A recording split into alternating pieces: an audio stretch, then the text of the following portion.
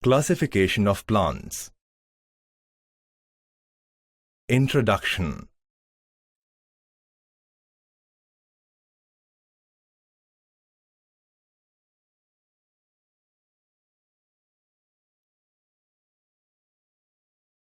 Classification of living organisms.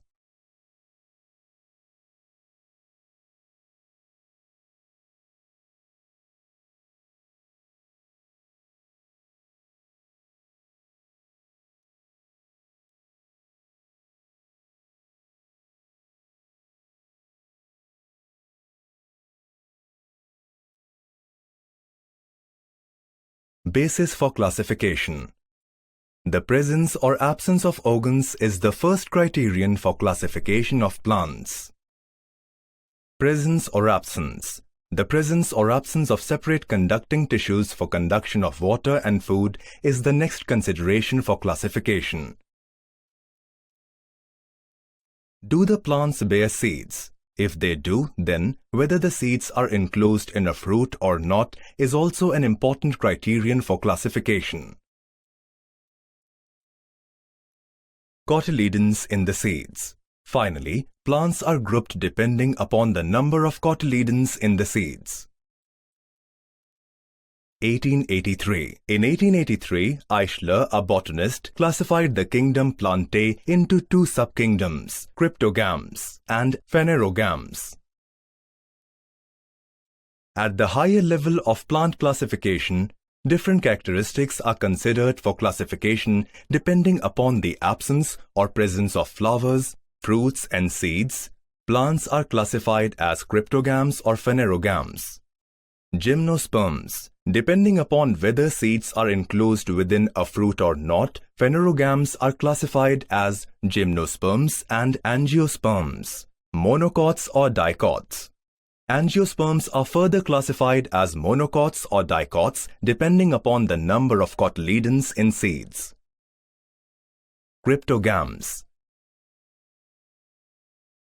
Plants which reproduce by spore formation are called cryptogams as their reproductive organs cannot be seen. Spirally arranged green thread-like chloroplasts in the cell in a straight fiber is known as spirogyra. Thallophyta. These plants grow mainly in water. This group of plants, which do not have specific parts like root, stem, leaves, flowers, but are autotrophic due to the presence of chlorophyll, is called algae. Examples of algae are Spirogyra, Eulothrix, Ulva, Sargassum, etc. Plants of the Thallophyta division. These plants usually have a soft and fiber-like body. Various types of fungi like yeasts and molds which do not have chlorophyll are also included in this group. Bryophyta. This group of plants is called the amphibians of the plant kingdom because they grow in moist soil but need water for reproduction. These plants are thalloid, multicellular and autotrophic. They reproduce by spore formation. Plants of the Bryophyta division. The structure of the plant body of bryophytes is flat, ribbon-like, long, without true roots, stem and leaves. Instead, they have stem-like or leaf-like parts and root-like rhizoids. Pteridophyta. Plants from this group have well-developed roots, stem and leaves and separate tissues for conduction of food and water. Plants of the Pteridophyta division. They do not bear flowers and fruits. They reproduce with the help of spores formed along the back or posterior surface of their leaves. Phanerogams. Plants which have special structures for reproduction and produce seeds are called phanerogams. In these plants, after the process of reproduction, seeds are formed which contain the embryo and stored food. Gymnosperms. Angiosperms. During germination of the seed, the stored food is used for the initial growth of the embryo. Depending upon whether seeds are enclosed in a fruit or not, phanerogams are classified into gymnosperms and angiosperms. Gymnosperms. They are mostly evergreen, perennial and woody. Their stems are without branches. The leaves form a crown. These plants bear male and female flowers on different saurophylls of the same plant. These plants do not form fruits. Example, Cycas, Picea, Christmas tree, Thuja, Moorpankhi, Pinus, Deodar.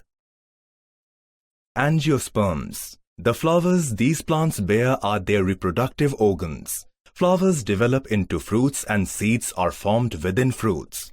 Thus, these seeds are covered, hence they are called angiosperms. Dicotyledonous plants. The plants whose seeds can be divided into two equal halves or dicotyledons are called dicotyledonous plants, and those whose seeds cannot be divided into equal parts are called monocotyledonous plants.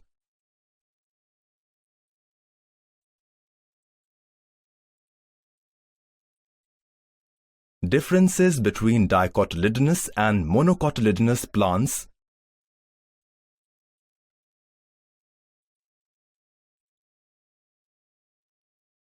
Kingdom Plantae.